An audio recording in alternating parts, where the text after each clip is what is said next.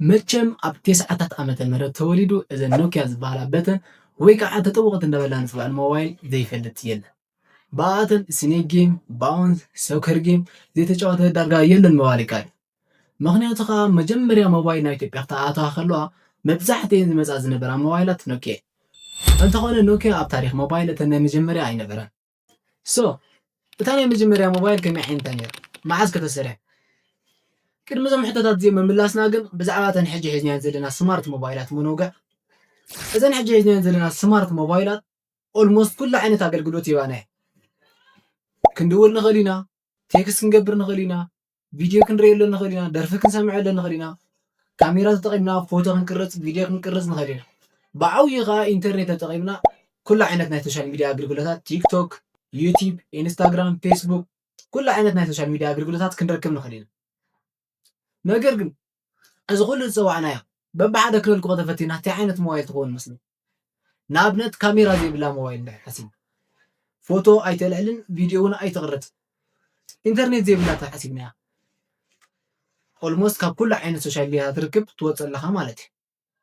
ከምኡውን ደርፊ ዘይተስምዕ፣ ቪድዮ ፊልም ገለ ክትሪአላ ዘይትኽእል ትኾንካ፣ ጌም እውን ክትጫወተላ ዘይትኽእል ትኾንካ እንታይ ዓይነት ሞባይል ትመስለኩም? ናብ ሞባይል ምናልባት ዝያዳ እሞ ካብና ሞባይል ናብ እምኒ ትቐርብ ንብል ንኸውን ዶ? ነገር ግን እታ ናይ መጀመርያ ሞባይል እዚ ኩሉ ኣይነበራን። እታ ናይ መጀመርያ ሞባይል ካብ ምድዋል ወፃኢ ካልእ ጥቕሚ ኣይነበራን። ንምድዋል ብቻ እያ ተገልግል ነይራ። እዞም ኩሎም ዝፀዋዕናዮም ኢንተርኔት፣ ካሜራ፣ ደርፊ፣ ቪድዮ፣ ጌም ከመይ ግዜኣቶም ኩላቶም ናብ ሓደ ናተጠርነፉ ክመፁ ክኢሎም። ካብዛ ካብ ምድዋል ወፃኢ ካልእ ጥቕሚ ዘይነበራ ዓባይ ሞባይል ከመይ ኢና ናብቲ ሕጂ ዘለና ደረጃ ክንበፅሕ ይኽእልና? ሰላም ፍትዋት ተመልከቲ፣ ስመይ መብራህቶም ይበሃል። ኣብዛ መብሬተይ ክኢለ ዝሰምዕዋ ቻነል ከዓ ብዛዕባ ዝተፈላለዩ ቴክኖሎጂታት ከይደ መፃፅኦም ከመይ ከይሰርሑ እንታይ ዓይነት ኣወንታውን ኣሉታውን ተፅዕኖታት ከይፈጥሩ ዝብል ሓሳባት እናልዓልኩ ክርህስስ እየ። ምናልባት እዛ ቻነል እዚኣ እንተፈቲኹማ ሰብስክራይብ ብምግባር ቤተሰብ ኩኑ። ቅድሚ ብዙሕ ዓመታት እዚ ሞባይል ኣብ ጅባኻ ሒዝካ ምኻድ ቀሊል ኣይነበረን። ሞባይል ኣብ ጅባኻ ሒዝካ ምኻድ ዳርጋ ብሎኬት ወይ ከዓ ጡብ ሒዝካ ምኻድ ነይሩ። ምክንያቱ ከዓ ዓበይትን ከበድትን እየ ነይሩ። ክብደተን እውን ክሳብ 1.1 ኪሎግራም ይምዘን ነይሩ። ነገር ግን ዋላ ዓበይቲ እምበራ እምበር ካብ ቦታ ናብ ቦታ ክንቀሳቐሳ ስለ ዝኽእላ ካብተን ዝነበራ ቴሌፎን ዝሓሻ እየን ነይራ። ቅድሚ ዘን ሞባይል እዚአን ምምፅአን ሰባት ቴሌፎን ይጥቀሙ ነይሩ። እንተኾነ ዘን ቴሌፎን እዚአን ዋይርድ ወይ ከዓ ብገመድ ኮኔክትድ ኮይነን ስለ ዝሰርሓ ካብ ቦታ ናብ ቦታ ሒዝካየን ክትንቀሳቐስ ኣይትኽእልን ኢኻ። ክድውል እንተደኣ ደሊኻ ድማ ግድነት ወይ ኣብ ገዛ ወይ ኣብ ኦፊስ ወይ ከዓ ቴሌፎን ኣብ ዘለዎ ቦታ ክትኮን ኣለካ። በዚ ምክንያት ከዓ ተንቀሳቓሲ ስልኪ ኣገዳስነቱ ልዑል ስለ ዝነበረ ኣብ 90 ሰዓት ዝነበሩ ሳይንቲስታት ተንቀሳቓሲ ስልኪ ክሰርሑ እዮም ዝፅዕሩ ነይሩ። ድሕሪ ብዙሕ ሙከራን ፃዕርን ከዓ እታ ናይ መጀመርያ ሞባይል ሞቶሮላ ዳይናታክስ ዝተባሃለት ኣብ 1973 ብኢንጂነር ማርቲን ኩፐር እያ ተሰሪሓ። እቲ ዝገርም ነገር ማርቲን ነዛ ሞባይል ንመጀመርያ ግዜ ክሙክራ ከሎ ኣብ 90 ሰዓት መናሓንሕቱ ናብ ዝነበረ ናብ ዶክተር ጆይሊ ደው ኢሉ ከዓ ቀዲሙ ከም ዝሰርሐ ኣፍሊጥዎ። ኣብ 1983 ድማ ናብ ዕዳጋ ቀሪባ ክትሽየጥ ጀሚራ ማለት እዩ። እንተኾነ ከም ዘሎም ዝጥቀመለን ዘለና ሞባይል ቀላልን ምቹትን ኣይነበረት። ንኣብነት ቻርጅ ንክትገብራ ከባቢ 10 ሰዓት ዝወስደልካ፣ እሱ ጥራይ ዘይኮነ ድማ 10 ሰዓት ወዲእኻ ቻርጅ ዝገበርካዮ ባትሪ ን30 ደቂቓ ጥራሕ ከጥቅመካ ዝኽእል። ብድሕሪ እዚ ሞባይላት ብሳይዘን፣ ብክብደተን፣ ብባትሪ ጥንካረን እንዳተመሓየሻን ክመፃ ክኢለን። ካብታ ናይ መጀመርያ ሞባይል ተመሓይሻ ተሰሪሓት ከዓ ሞቶሮላ ማይክሮታክ ትበሃል ሞባይል መፅአን ነይራ። እቲ ዝዓበየ ለውጢ ክረአ ዝጀመረ ግን ኣብ 1990ታት ኖኪያ ዝተባሃለ ድርጅት ሞባይል ከፍርም ዝጀመረ እዩ።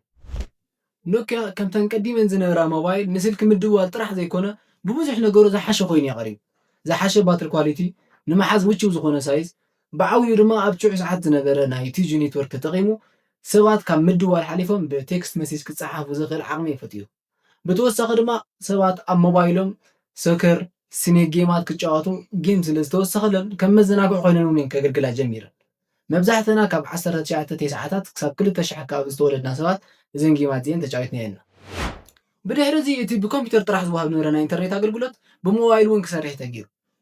ምጅማር ሞባይል ኢንተርኔት ስዒቡ ድማ ሰባት ኣብ ሞባይሎም ብቐሊሉ ዜና ክርእዩ፣ ደስ ዝበሎም ዌብሳይት ክደስሱ፣ ከምኡውን ናይ ሜል ኣገልግሎት ክረኽቡ ክኢሎም እዩ። ከምቲ ክንሪኦ ዘለና ድማ ካብ ግዜ ናብ ግዜ ዓበይቲ ለውጥታት እንዳርኣየን መፅእ። ካብታ ካብ ምድዋል ወፃኢ ምንም ጥቕሚ ዘይነበራ ናይ መጀመርያ ሞባይል ኤስኤምኤስ ተወሲኽዎን፣ ጌም ተወሲኽዎን፣ ድሒሩ ድማ ሞባይል ኢንተርኔት ተወሲኽዎን። እዚ ኢንተርኔት ተጠቒመን ከዓ ዜና፣ ዌብሳይት፣ ከምኡ ናይ ኢሜል ኣገልግሎታት እስካብ መሃብ በፂሕ ድሕሪ ምትእትታው ሞባይል ኢንተርኔት ስዒብ ዝመፀ ሓድሽ ነገር ካሜራ እዩ ነይሩ። ቅድሚ ካሜራ ዘለዎን ሞባይል ምምፅአንሲ ሰባት ፎቶ ክላዕሉ ክደልዩ ከለዉ ናብቲ ዝኸድዎ ቦታ ወይ ኣብቲ ክላዓልሉ ዝደልዩ ቦታ ግድነት እዛ ተንቀሳቃሲት ካሜራ ሒዞም ክዘዋወሩ ኣለዎም። ነገር ግን ኩሉ ግዜ ተንቀሳቃሲት ካሜራ ሒዝካ ምዝዋር ኣቸጋሪ ስለ ዝነበረ ኣብታ ኣብ ጅባ ብቐሊሉ ክትተሓዝ ትኽእል ሞባይል ካሜራ ክግጠመለን እዩ ተወሲኑ። በዚ ድማ ካብ ግዜ ናብ ግዜ ፅሬት ናይቲ ካሜራ እናተመሓየሸ ናብዚ ሕጂ ዘኒአ ደረጃ ክበፅሕ ይኽእል እዩ።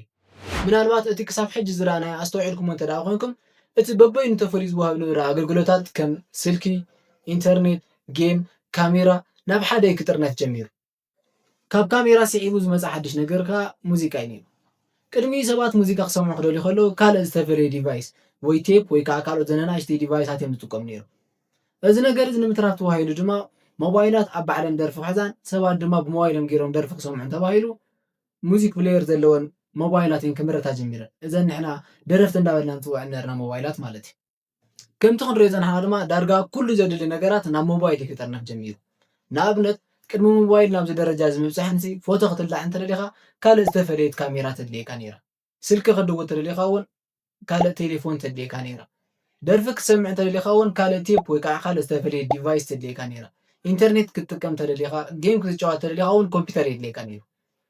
ነገር ግን ሞባይል ነዚኣቶም ኩሎም ጠርኒፉ ኣገልግሎት ምሃብ እዩ ጀሚሩ።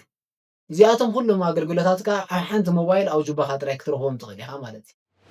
ብድሕሪ እዚ ኣብ ታሪክ ሞባይል እቲ ዝዓበየ ለውጢ ተራእየሉ ነቲ ሕጂ ዝኒአ ደረጃ ንክንበፅሕ በሪ ዝኸፈተ ነገር እዩ ተፈጢሩ። እተን ክሳብ ሕጂ ክንሪአን ዝፀናሕና ሞባይላት ይድውላ እየን፣ ቴክስት ይገብራ እየን፣ ካሜራ ኣለወን፣ ሙዚክ ፕሌየር ኣለወን፣ ኢንተርኔት እውን የጥቅማካ እየን። እዚ ኩሉ ዓይነት ኣገልግሎታት ይህባ እየን። ነገር ግን ሕጂ እንተኾነ ኣገልግሎተን ዝተገደበ እዩ ነይሩ። ንኣብነት ሓድሽ ደስ ዝበለካ ኣፕሊኬሽን ክፅዕናና ኣይትኽእልን ኢኻ። ካብቲ ፋብሪካ ተሰሪሐን ክወፃ ከለዋ ምስአን ዝነበረ ኣፕሊኬሽናት ጥራይ ኢኻ ክትጥቀም ትኽእል። ካልእ እቲ መጠውቒአን እውን ፊዚካል ኪቦርድ ስለ ዝነበረ ንኣጠቓቕማ ምቹውን ቀሊልን ኣይነበረን። ነዚ ፀገም እዚ ንምፍታሕ ድማ ኣብ 2007 ሓድሽ ነገር እዩ ተፈጢሩ። ናይ ኣፕል ድርጅት መስራቲ ዝኾነ ስቲቭ ጆብስ ካብተን ቀዲመን ዝነበራ ሞባይል ብጣዕሚ ዝበልሐት ወይ ከዓ ስማርት ዝኾነት እቲ ዝነበረ ፊዚካል ኪቦርድ ኣለቂቑ ብኢድ ወይ ከዓ ብተች ስክሪን ብቻ ትሰርሕ እታ ናይ መጀመርያ ኣይፎን 1 ተባሂላ ዝተሰየመት ሞባይል ኣብ 2007 ሒዙ ይበፅሑ። ምናልባት እዛ ናይ ስቲቭ ቪድዮ ሙሉእ ዘይረኣኹማ ኮይንኩም ኣብ ዩቱብ ኣይትስእንዋን ኢኹም። ብጣዕሚ ብዝገርም ኣገላልፃ ንኣይፎን ምስ ዓለም ዘፋለጠላ ቪድዮ። ስቲቭ ኣብዛ ቪድዮ እንታይ ዝብል እተን ዘለዋ ተጠወቕቲ ሞባይል ንኣጠቓቕማ ቀለልቲ ኣይኮናን። እቲ ዘሎ ፊዚካል ኪቦርድ እውን ንኣጠቓቕማ ምቹውን ቀሊልን ስለ ዘይኮነ ሰባት ብቐሊሉ ክርድኦን ኣይክእሉን እዮም። ስለዝኾነ ድማ ንኣጠቓቕማ ብጣዕሚ ቀለልትን ምቹዋትን ዝኾና ከምኡውን ብጣዕሚ ስማርት ዝኾነ ሞባይል ሒዝና መፂና ኣለና ኢሉ ንዓለም ዘፋልጥ። ባይ ዘ ወይ ኣፕል እታ ናይ መጀመርያ ኣይፎን 1 ሞባይል ክሰርሕ ከሎ እቲ ዝነበረ ናይ ሞባይል ጉዕዞ ዳርጋ ሙሉእ ንሙሉእ ይቐይርዎ ምባል ምግናን ኣይኮነን። ምክንያቱ ድማ ኣብ ትዑ ሰዓት ዝነበሩ ከምኒ ሳምሰንግ፣ ኖኪያን ካልኦት ድርጅታትን ነንባዕሎም እናተወዳደሩ ብዙሓት ሓደሽቲ ተች ስክሪን ሞባይል ክስራሕ እየን ጀሚረን። ካብ ግዜ ናብ ግዜ ድማ ብጣዕሚ እናተመሓየሻን ፓወርፉል እንዳኾናን እየን መፅአን። በዚ ምክንያት ድማ ከምተን ናይ መጀመርያ ነበራ ተጠወቕቲ ሞባይል ሓደ ግዜ ካብቲ ፋብሪካ ምስ ወፃ ዘይቕየራ ዘይኮናስ ብዝበለፀ በቢግዚኡ ዝመፁ ሓደሽቲ ኣፕሊኬሽናት ኢንስቶል እንዳገበርካ ክትጥቀመለን ትኽእል ዓይነት ሞባይላት እንዳኾና እየን መፅአን። ብድሕሪ እዚ ሞባይላት ብጣዕሚ ፓወርፉል እንዳኾና ስለ ዝመፃ ካብ ምድዋል ሓሊፈን ኣብ ሕድሕድ መዓልታዊ ሂወትና እየን ክኣትዋ ጀሚረን። ንትምህርቲ ንጥቀመለን ኢና፣ ንስራሕ ንጥቀመለን ኢና፣ ንባንኪ ዝውውር ንጥቀመለን ኢና፣ ንዕዳጋ ወይ ከዓ ሾፒንግ እውን ንጥቀመለን ኢና። ብዓብዩ ከዓ ኣብ ሶሻል ሚድያ ዓብዩ ለውጢ ስለ ዝፈጠራ ንፌስቡክ፣ ኢንስታግራም፣ ቲክቶክ፣ ንዩቱብ ንጥቀመለን ኢና።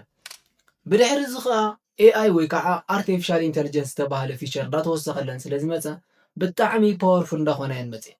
ብሓፈሻ ድማ ኣመፃፅኣን ምዕባለን ናይዘን ሞባይላት ከምቲ ክንሪኦ ፀናሕና ካብታ ካብ ምድዋል ወፃኢ ካልእ ጥቕሚ ዘይነበራ ናብተን ዝተገደበ ኣገልግሎት ዝህባ ተጠወቕቲ ሞባይል ካብኡ ድማ ናብዘን ኤኣይ ዝሓቆፋ ኦልሞስት ኩሉ ዓይነት ኣገልግሎት ክባህና ዝኽእላ ሞባይል በፂሕና ኣለና። ኣብ መወዳእታ ከዓ እዘን ሕጂ ሒዝናየን ዘለና ሞባይላት እንታይ ዓይነት ኣወንታውን ኣሉታውን ፅልዋታት ኣለዎ። ካብዛ ኣወንታዊ ክንጅምር ከለና ኣጠቓቕማና ብግቡእን ብልክዕን እንድሕር ኮይኑ ብዙሕ ዓይነት ጥቕምታት ክባህና ይኽእል እዩ። ናይ ኮሙኒኬሽን ኣገልግሎት ይባህና እየን። ዝደለናዮ ዓይነት ኢንፎርሜሽን ወይ ከዓ ሓበሬታ ካብ ጉግል፣ ቻትጂፒቲ ካብ ካልኦት ኤኣያት ክንረክብ ንኽእል ኢና። ከምኡውን እዘን ሞባይል እዚአን ተጠቒምና ገንዘብ ክንሰርሕ ንኽእል ኢና። ዩቲብ፣ ቲክቶክ፣ ኢንስታግራም ቪድዮታት እናለቐቕና ገንዘብ ክንሰርሕ ንኽእል ኢና።